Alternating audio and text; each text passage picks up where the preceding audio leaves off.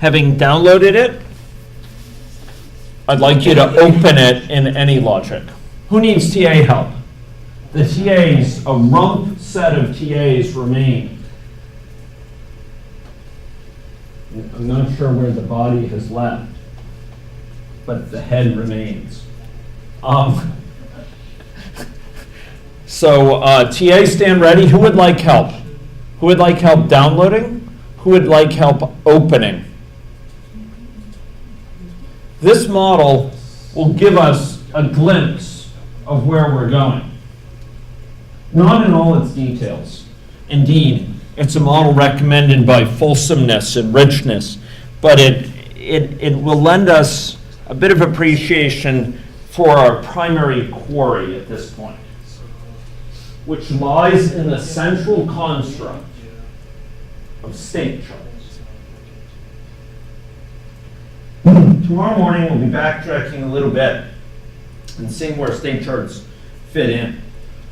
In terms of delineation of a set of states an agent can be in with respect to a particular concern.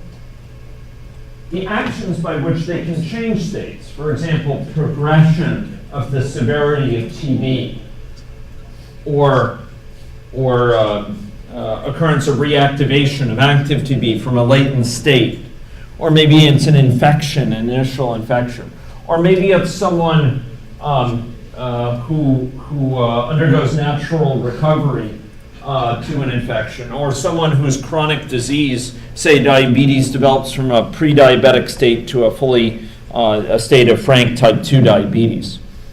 Ladies and gentlemen, state charts allow us to encode states they can be in, the actions by which they can change, and the rules under which those actions apply.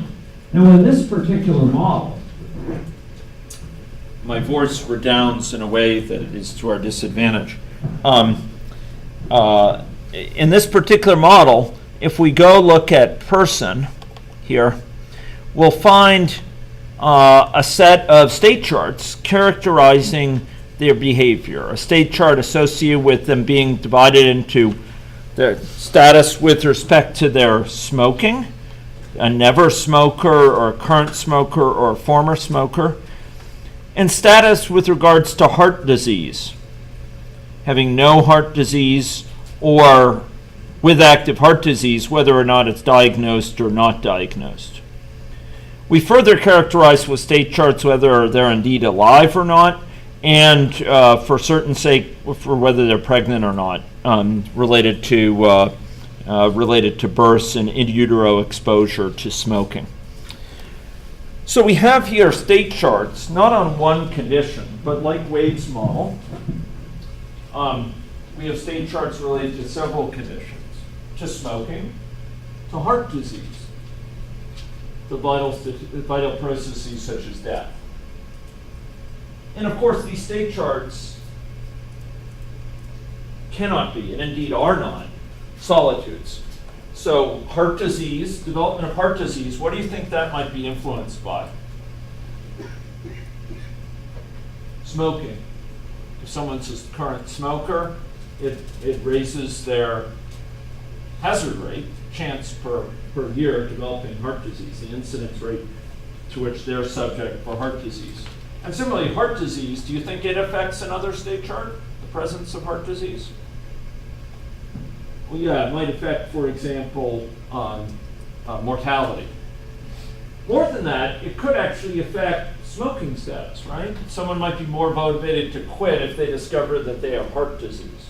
So often state charts are characterizing a particular concern, perhaps condition or set of factors, but they also interact with other state charts. State charts characterize, for a given concern, the set of possible states someone could be in. Never, current, and former smoker, for example, here with respect to smoking. Those states are mutually exclusive and collectively exhaustive when they're shown as individual so-called simple states. So a given person at any one time is either in the never smoker state or the current smoker state or the former smoker state. but there are these transitions betwixt them by which a person over time, for example, as a former smoker, might relapse back into smoking, or a never smoker, perhaps through influence of adverse peer companions, might engage in initiation behavior. Or perhaps motivated by incipient heart disease later in life, they might engage in cessation. So we have these states, and we have these actions that move between states. And you'll notice that each of these transitions has associated with it an icon. So there are these funny kind of decreasing curves, it looks like here.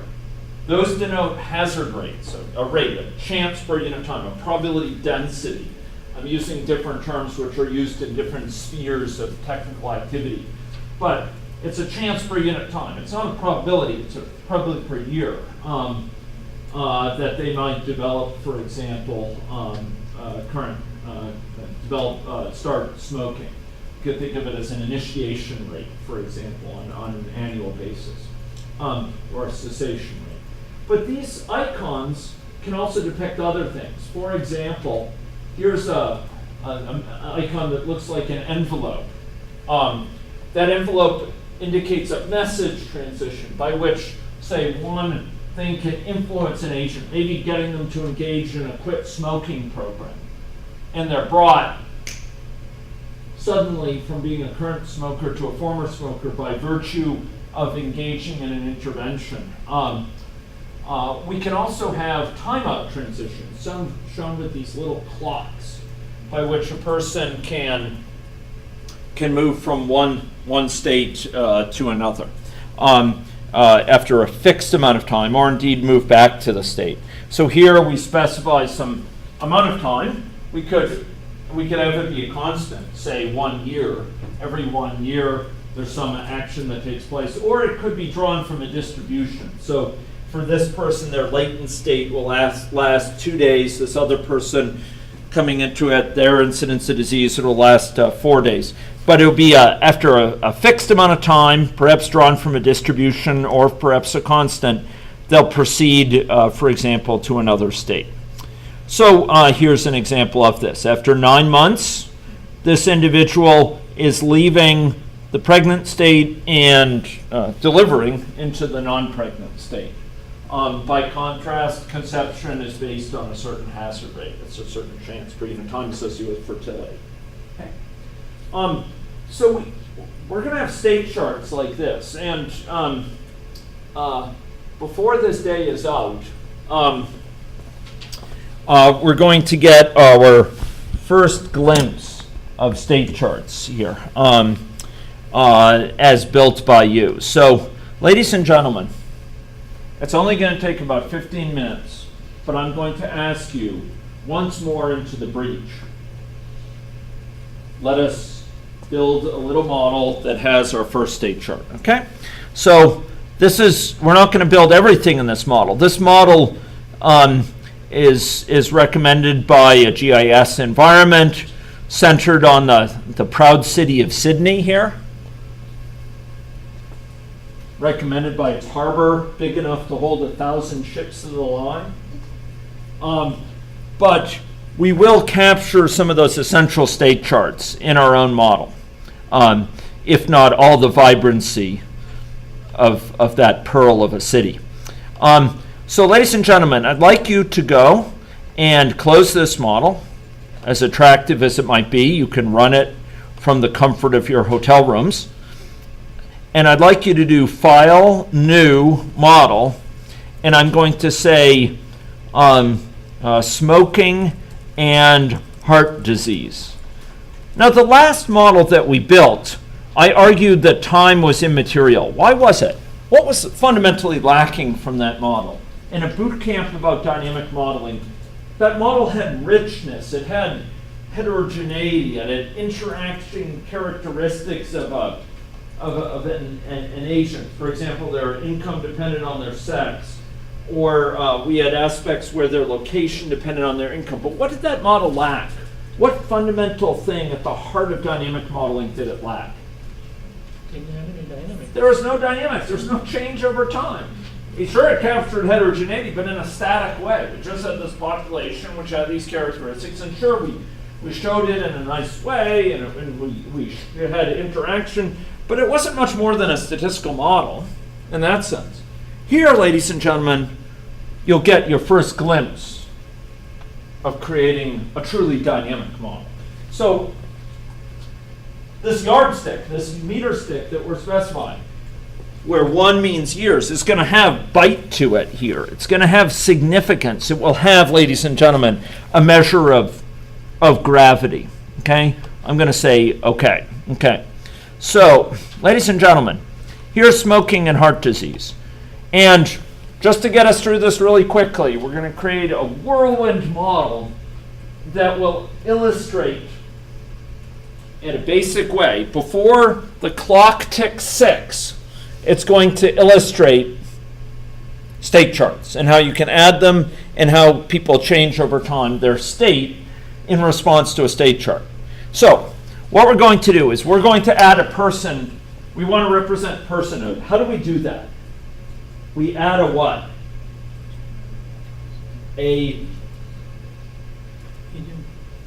agent type. And what would that agent type be called? We'll call it person. Here we go. New person, ladies and gentlemen. Person. There we go. And we're going to say finish. How did we do that? I right-clicked on the model, I said new agent type, and I said person, and I said finish. There we go. We have our person. Ladies and gentlemen, for simplicity, I will lend them, once again, the indignity of a circle. The mathematician in me marvels at its fateful symmetry. But for now, it'll have to represent a stylized representation. Tomorrow we'll get into more fulsome representations, anthropomorphic characterizations, sketches of individuals. But here we have it. Person has a little oval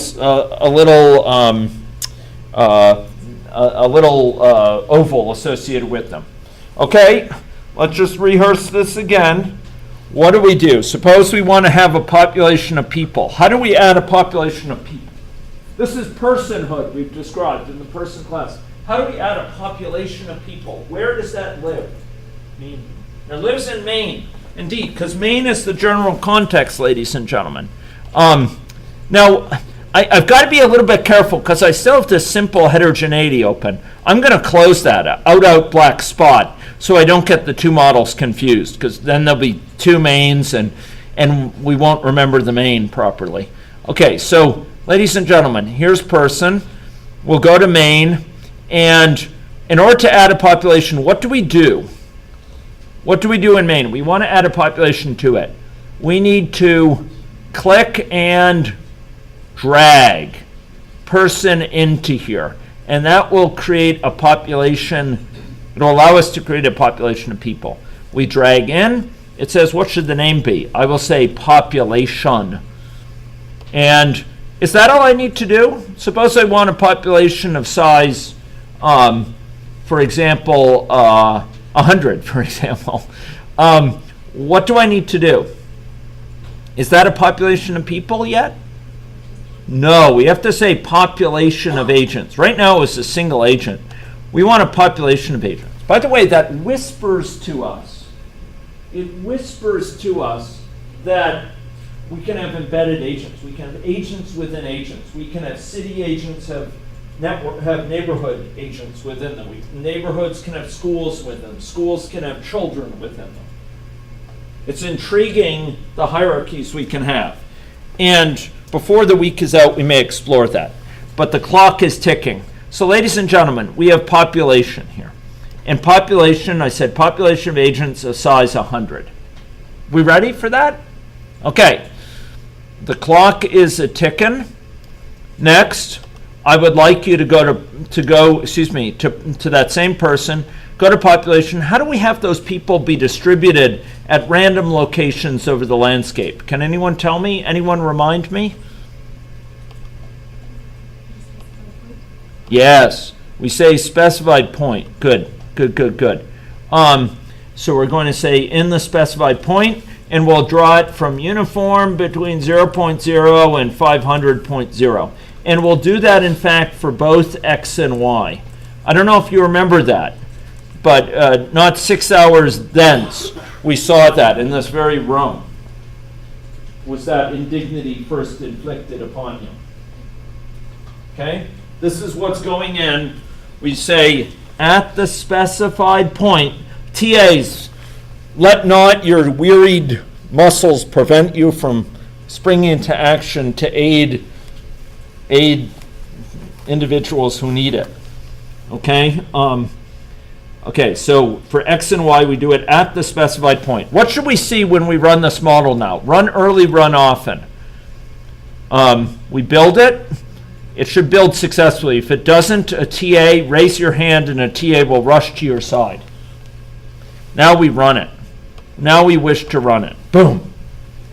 Ladies and gentlemen, who needs help? Who needs a TA? TA. TAs stand proud. Prepared for deployment. Okay, ladies and gentlemen, the clock ticks. All this is familiar territory. We run it, and we see a bunch of agents scattered over. Nothing has changed. It's static still. But now we take our first step into uncharted territory. Ladies and gentlemen, I'd like you to go to person, and I'd like you to go to the palette, and I'd like to add something here that you have not yet added. It's a state chart, ladies and gentlemen. A state chart. Okay? And within the state chart, I would like to, I keep on having to redo this. Within the state chart, we're going to drag in first into person. We're going to describe a theory of smoking. So here we're going to have smoking state chart. Often we have multiple state charts. In this case, we'll have several, heart disease included. So we drag in smoking state chart. We're going to have a state called never smoker. There we go. We have a state called current smoker. And then we have a state, ladies and gentlemen, called former smoker. Okay. And this provides us the cusp. We're at the cusp of greatness, ladies and gentlemen. Okay? What we got to do now, we've provided the characterization of states in which a person could be in with respect to this concern. What do we need to do to provide a way of changing states, to undertake an action that changes states? We need a what? We saw it before. A transition. So we go back to the agent palette or to the state chart palette, either one, agent or state chart palette. They contain the building blocks that we need. And I'd like you to drag in a transition. And we're going to drag it in here to connect these two states. Now, you notice that I through long-time habit, happen to space the states properly. You're unlikely to do so. If you drag in a transition, you're going to want to connect it up. And you have to connect it up so it makes contact with green. Okay? And you're going to want to have this upper one. They are directional. They go in a certain direction. I'd like to go to never smoker to current smoker. And I'd like to go from current smoker to former smoker. And then what final transition do we need to complete a quasi-plausible theory? What can happen? Because of the cravings of smoking, what can happen? Is former smoking a final state for most smokers? Alas, they can fall back into the addictive powers of nicotine. So we've just hitched them up like this. How did I do that? I dragged in some transitions and I hitched them up. I hitched them up to dock with this, and they turned green at their ends. I connected them like that. Make sure both ends are green so they're connected. Green is the color, and state charts are the game. Okay, we're all in this together, and modeling is our game. Okay, so we're connecting these up. Okay, ladies and gentlemen, now we have associated each person with a theory of smoking. Let's run the model. First of all, let's build it. TA, stand firm, stand ready, stand poised. Okay, build the model and see if it build completed successfully. Who needs TA help? Okay, TA help. Sector 2, row 1. Others, TA help. TA help? Okay, ladies and gentlemen, let's run it. Let's run this model. What do we see? I'd like to try running it. It's not obvious what's going on. Let's go down to the level of a population, ladies and gentlemen. Do you see what I see? What do you see going on? What apparition lies before you? What happens? Do you see this in your model? Where are you seeing this? Sorry? So TA, sector 1. Ladies and gentlemen, I just went down. So ladies and gentlemen, you need to go here. Remember, we can dive down to the level of individual with this navigation menu. Remember that? We dove down, and here we go, alternating between former smoker and never smoker. What's going on? This person is engaged in quitting, and then what? They fall back into their habit. Ladies and gentlemen, we've engaged in dynamics. Not yet realistic dynamics, but dynamics nonetheless. Sorry? Yes, they're in a loop here. Now, ladies and gentlemen, to illuminate this better, I'd ask you, we have 5 minutes remaining before my promise. We already have achieved dynamics. I've met my promise, but I want to add just 2 or 3 additional things here. Ladies and gentlemen, if you could go to the agent, and I'd like to add into the model, for the first time, a variable, ladies and gentlemen, a variable. That variable will be called, where did I go? I went to the agent palette, and I dragged in a variable to person. And that variable is going to be called color, C-O-L-O-U-R, in honor of the Queen's English, spoken by many of those in the room. But we will face the ugly prospect of having to deal with the dictates of the American Imperium for other things.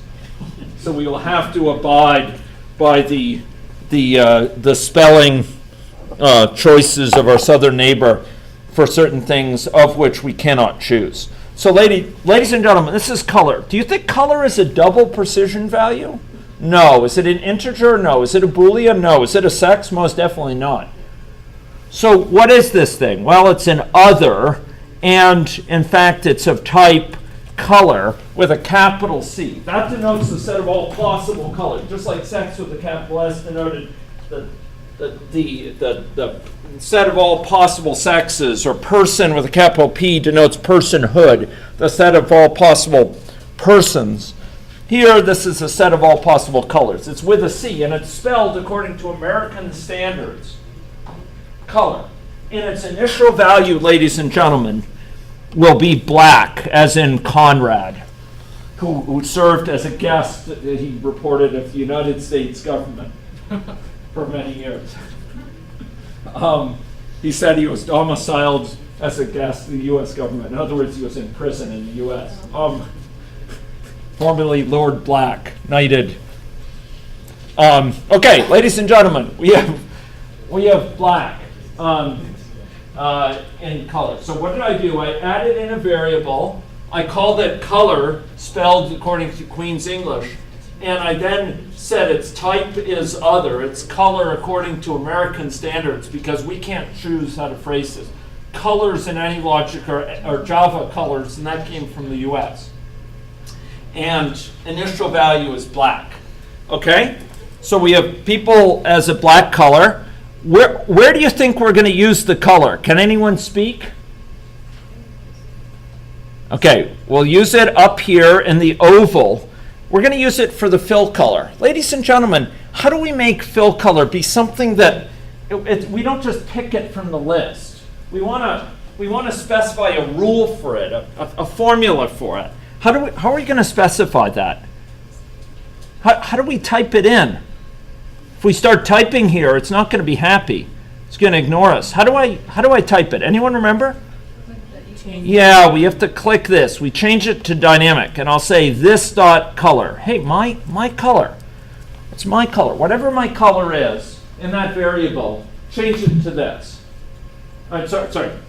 And it's mine. That's why this dot color. My color. Whatever it is, make that my fill color. Okay? Time is a-ticking. Ladies and gentlemen, I'd like you to build the model. TAs stand ready in this final advance. Okay? Okay, ladies and gentlemen, I built and it succeeded. I'd like you to run this now. Since it succeeded, we can run it. There we see black. Black as Conrad himself. Okay? Okay, ladies and gentlemen, one final thing here that will highlight for us the heinous nature of the current dynamics. I would like you to click on one of these states. And you'll notice, for each of the states, you can specify what's called an entry action. That specifies when I go into that state, what do I do? And I'm going to change the color. I'm going to assign to this very variable that we added an appropriate color. So coming into this never smoker state, I'm going to say this dot color equals, not double equals. Double equals mean we're testing whether it is equal to something. Here, we're assigning it to be the color green. Actually, I'll say lime. Okay, lime green. This dot color equals lime. Meaning we're assigning this variable. So when they come in here, what color will they change to, do you think, visually? Green is the color, indeed. Okay, for current smoker, we're going to set it this dot color equals red. By the way, I'm cheating a little bit. I'm copying and pasting. This dot color equals red. Make sure it's color spelled according to the Queen's English, because that's the name of the variable, ladies and gentlemen. Here we set it to be lime. Here we set it to be red. And here we set it to be gray. Okay? I built. So, ladies and gentlemen, never smoker, this dot color, my color is lime. Ladies and gentlemen, for current smoker, my color is red. For former smoker, my color, ladies and gentlemen, lies gray. Can we run it? Let's build, make sure it's all hunky-dory, and we're going to say run here. There we go. Do you see something unsettling? What's going on? In grim succession, they're going back and forth. Ladies and gentlemen, there's dynamics going on, but it's dynamics of a singularly monolithic character, is it not? So let us break free of that tyranny. Let us introduce here an alternative transition.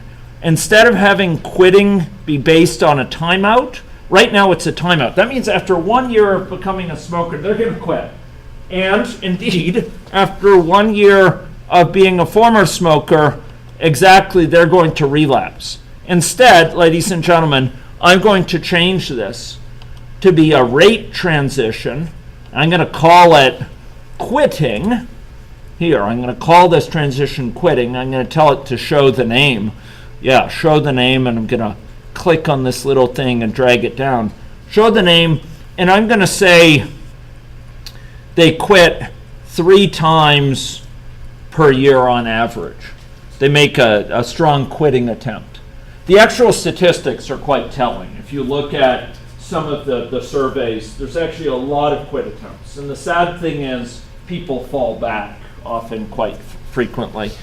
Next, for former, so let's run that. What do you think? Do you think everyone will pulse? This is a hazard rate. It's a hazard rate of 2.0 per year. It's a probability density, a chance per unit time that they will quit. Some people may quit sooner, some people later. But this is a chance per year that associated with probability per year. It's not a probability. It's bigger than 1 after all. But it's a probability per year. What that means is, on average, twice a year, they're going to quit. If it were 10, it would be 10 times a year. Or equally much so, on average, it'll be 1/10 of a year between quit attempts. If it's 2.0, it'll be 1/2 of the year, 1/2, between quit attempts. So let's run this thing. Now we run it. What do we see now? Are they all in heinous synchrony? No longer in synchrony, ladies and gentlemen. I'll slow it down so you can admire its variegated character. Gerard Manley Hopkins wrote in praise of mottled things, and you'll notice that this matches his description. Some agents are engaged in smoking. Some have quit and are therefore gray. The red ones are smoking. Over time, there's a certain hazard rate, a chance per unit time. They'll quit. This one just quit. Sometimes they'll fall back into smoking. Okay, here we've seen ways we can characterize dynamics with a state chart at an individual level. We've seen how different types of transitions allow us to specify logic. Say an incidence rate for developing a disease, for example, might be a rate transition or a certain chance per unit time of quitting. We could have this return one rather than having them automatically fall back into smoking after a year. Maybe we'll set this relapse transition to be a rate transition. You'll notice the little icon changed. A timeout was this little clock icon, and here we'll change it to be a rate icon, and we'll set it to 4.0 per year. In other words, there's an average of 1/4 of a year, 1/4 years before they're likely, the average time until they fall back into smoking. And we could run that again. And here, not only will their quitting time be variable, but their relapse time, ladies and gentlemen. So here they're engaged in pulsing, and if we go down and look at each individual, we can see the different states they're in. And in fact, it's printing out how long it will be until they're smoking, or until they quit. Here, we didn't show the name associated with this. I didn't even give it a proper name. I'll say relapse, and I'll say show name, and drag that up there. And this, ladies and gentlemen, will be a transition called initiation. Okay? And I'll set that at a hazard rate of let's say 0.05. So maybe I'll do 0.010. So on so 0.01. So on average, it will take them 10 years to initiate smoking. Now we're going to play a lot with state charts in this boot camp, but this shouldn't obscure the fact that state charts characterize a set of possible states. A state chart, a given state chart, is with respect to a certain condition or a certain concern.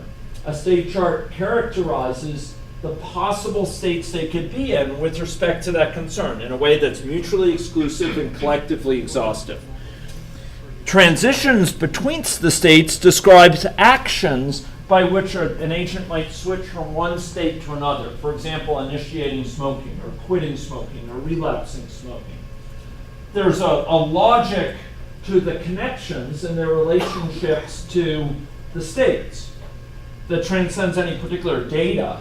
Here, what this is saying is, once someone leaves the never smoker state, they can never get back to it. Once they've left a never smoker state, they can either be a current smoker or former smoker, but there's a certain logic they can't get back to a never smoker state, right?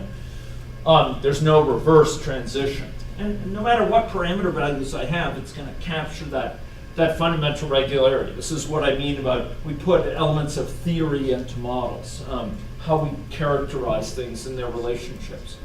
Here we saw that if we use certain types of transitions, we get certain behavior. The first transitions we used were the default ones. They were timeout transitions. That meant after some fixed time, we definitely leave the state. And there was time 1. And so they moved in heinous synchrony from one state to the next, from this state to this state back, to this state back. Remember them blinking at us in that horrible way? But now they're desynchronized because we just have a chance per unit time, and some go sooner and some go later in terms of moving.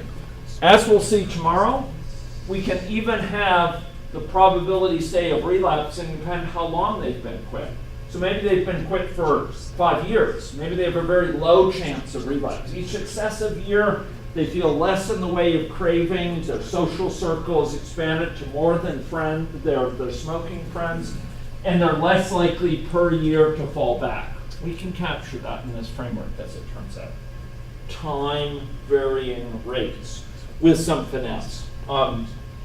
We'll also examine situations where one agent influences another, maybe through peer pressure or situations of direct transmission of norms, attitudes, beliefs, or indeed pathogen. Those are different types of transitions, and you can see as you pick down a transition, you can specify a timeout, which we saw before, a condition, a message, or in fact, I can transition it. I can ask to transition one state to another when I arrive at a destination in terms of mobility. Okay? So I proceed to the doctor's office, and once there, I engage in some sort of behavior. I go into a state of, under care or something like that. Ladies and gentlemen, this is a state chart. It's a state chart, and a state chart is a fundamental building block that characterizes possible states of an agent with respect to a concern, actions that change those states, and rules under which rates or timeouts, rules under which those actions apply. Okay? And that is the final building block we're adding to our models today. Okay. I've just one final request, ladies and gentlemen. I have provided to you, I provided us with in this boot camp a set of possible project ideas as suggested by the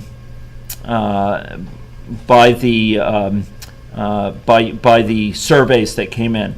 I will confess that I was trying to infer, okay, who might be suggesting what. It's this project ideas. I will send you this link here, but I would invite people to fill in additional ideas for projects, because I'd like to get started on those projects. Not today, I think we've had a full enough day, but tomorrow morning. And I'll be talking about some help for that on the project conceptualization side. But we have a set of 4 projects that were suggested. Case management and youth recidivism. I guess that might be you, Terry? No? It was me. Oh, cool. Oh, Yeah. Awesome. Well, that sounds like a joint. That sounds really interesting, and it might be of interest to you, actually, to see that. And then explore use of ABM in evaluating impacts of food environment on childhood obesity prevalence in low-income kids. And I think you had also suggested examine feedbacks between feeling busy, that is low levels of discretionary time, stress, and present versus future time preferences, which is really interesting.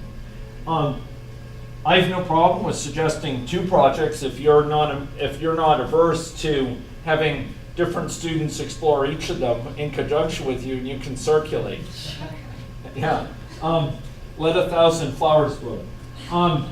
Okay, UTIs in a residential setting determine a prevalence cause of hospital presentations and linked to antimicrobial. I didn't do it. It's a cool idea, but I didn't do it. It's me. It's yeah, me. Awesome. Awesome. Okay. So I misinterpreted. So let's get this down here. So this is actually not Terry, but remind me the name. Yeah. Kenny. Okay. And these I inferred correctly. Again, a clock is right twice a day. And then the UTIs, Megan McStay. Okay. Awesome. And tomorrow morning, we're going to try to kick these off. I have rooms devoted to where we can explore these throughout the boot camp rather than trying to change rooms every time and have a musical chairs. I figured we'd try to have designated rooms for each of these. But I'd invite you tonight. I'm going to send you a link to this, which you can fill in. And if some of you are interested in joining some of these projects, like joining in, you can do so. If you want to propose new projects, please do so by tonight so that we could rustle up some TAs and deliver on them with a passel of a model. So I'll send the link to this, and we'll see if we can, by tomorrow morning, fix which projects, make sure we have some space, and get TAs going with some early exercises to work towards a model. Okay? So that's the plan. I want to thank you so much for your patience today, for your tolerance of the lapses, but also for your curiosity and speaking up with some excellent questions. I really feel that the level of discussion in this boot camp is actually above most I've participated in. And I'm really grateful. Maybe it's been tops of any I've been in. And I'm grateful to you for speaking out and raising questions. If there are ways we could further improve the boot camp experience for you, please let me know. But otherwise, I will look forward to seeing you tomorrow morning in this room at 8:30 for some new forays into the world of dynamic modeling. Thank you very much.